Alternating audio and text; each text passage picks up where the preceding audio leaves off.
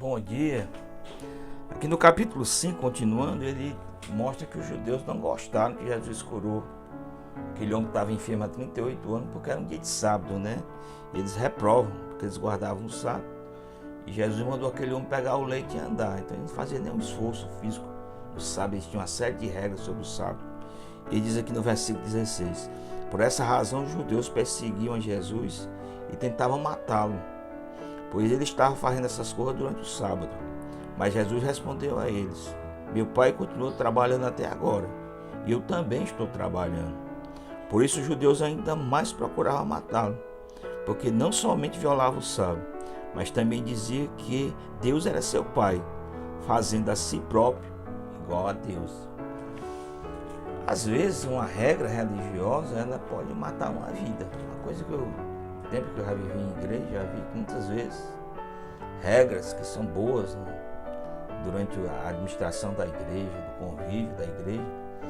De repente ela pode matar uma pessoa e você tem que jogar fora. Você tem que ter a coragem de entender que a vida ela é mais importante do que uma regra.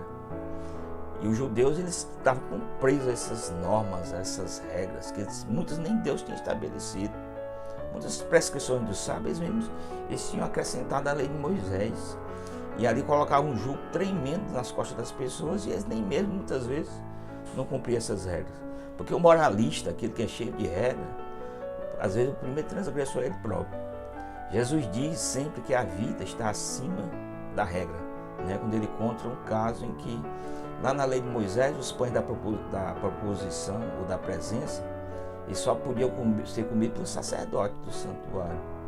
E uma vez Davi chegou com seus homens com fome, e o sacerdote o alimentou. E Jesus não recrimina, ele disse: e Davi não comeu os pães da presença? Ele não era sacerdote. Mas por quê? Porque naquela situação se justificava quebrar uma regra. Porque para Deus, a vida está acima da regra. O religioso, aquele que às vezes se torna extremamente moralista, ele estabelece uma série de preceitos que às vezes mata ou apaga o pavio que fumega.